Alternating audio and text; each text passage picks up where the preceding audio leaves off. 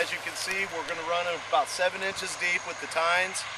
Then we got the harrows in the back, a rotary harrow that's going to fluff up that trash, mix it in with that dirt. What the purpose is that? It's going to help it decompose over the winter, make a nice seed bed so you can get it in plant real easily in the springtime. With running 7 inches deep vertically, you're breaking that hard pan, that soil density layer. It's going to help that moisture get down to the subsoil come in springtime, and you're not going to get any standing water.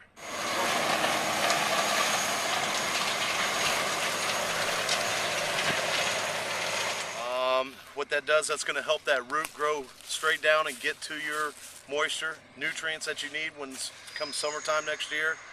And we also want to help break down this trash too, so it's easier to plant come in springtime.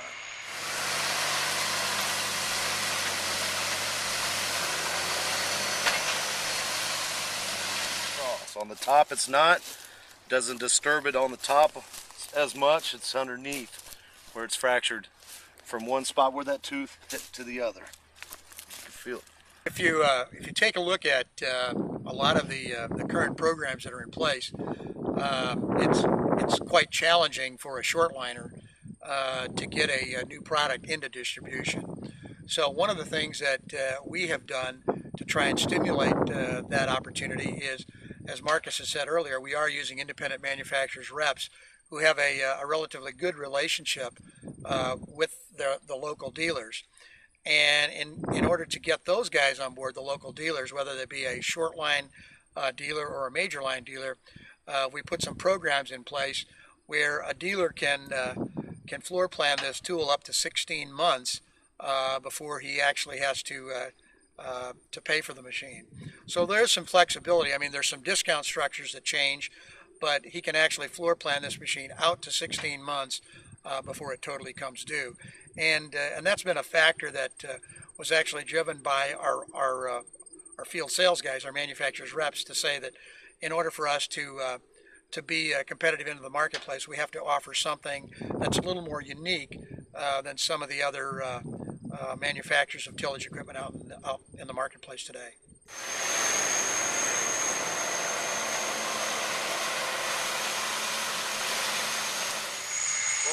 What we're showing here is a 20-foot smart till unit. It's a vertical tillage tool that runs about 7 inches deep, breaks down the trash process, mixes in the dirt with it to help decompose.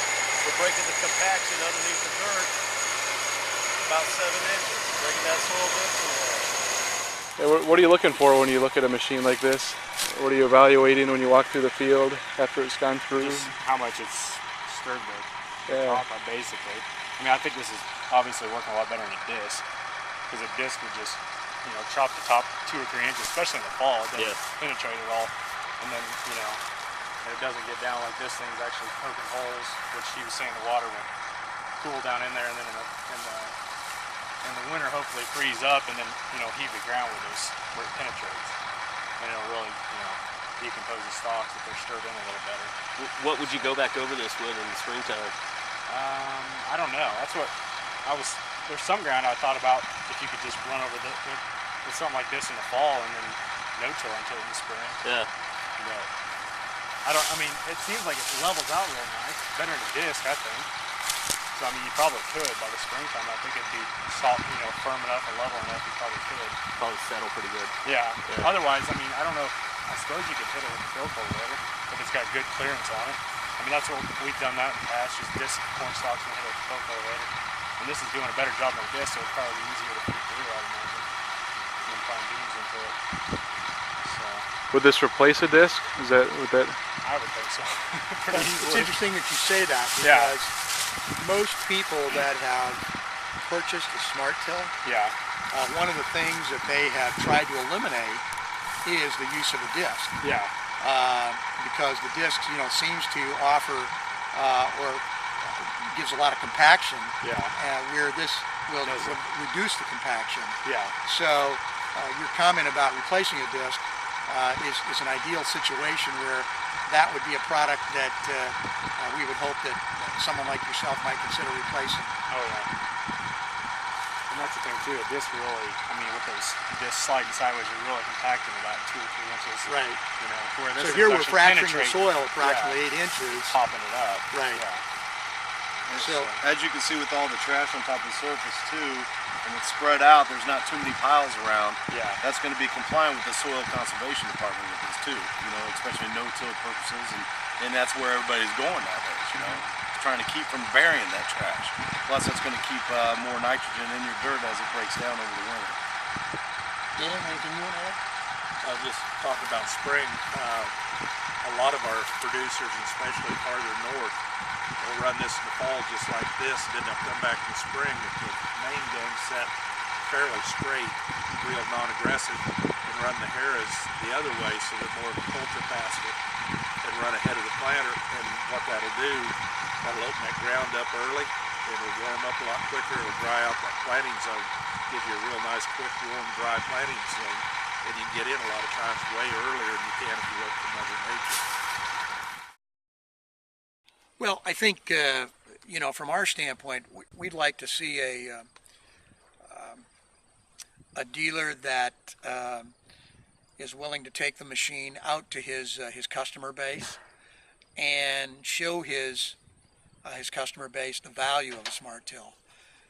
You know, as Marcus alluded, you know, there's a lot of farmers that are not interested in looking at new tools, yet they're trying to improve their efficiency. So, you know, they need to maybe be exposed to something like this where the dealer would take the tool, as in this particular case here, out to a farm, let the farmer, you know, operate it on 5 or 6 acres of land, maybe up to 10 acres of land, let him take a look at it and compare it as to how it performs in relationship to his current tillage practices. So from a dealer standpoint, we're looking for that dealer to get his customers, maybe hold a field day, maybe a demo day, get some customers out in the field, let them take a look at it, and see if it fits their farming practices.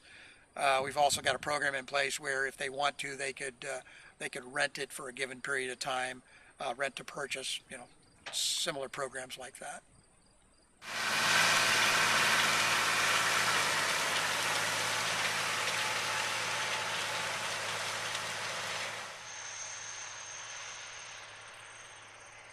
That looks nice. Yeah, it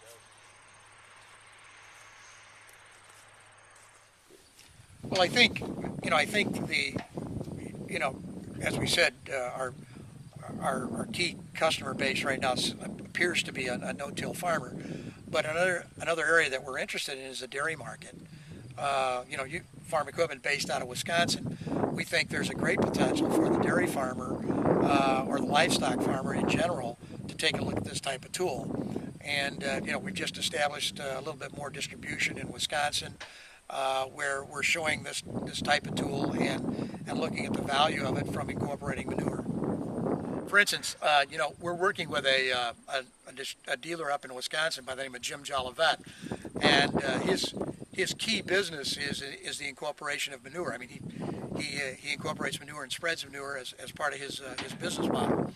And recently we started working with him, and he's taken a Smart Till and added a drag line and a manifold where this unit is being mounted on top of a Smart Till, and then he's putting splash pans in front of the tines themselves and dragging this drag line through the field and incorporating manure.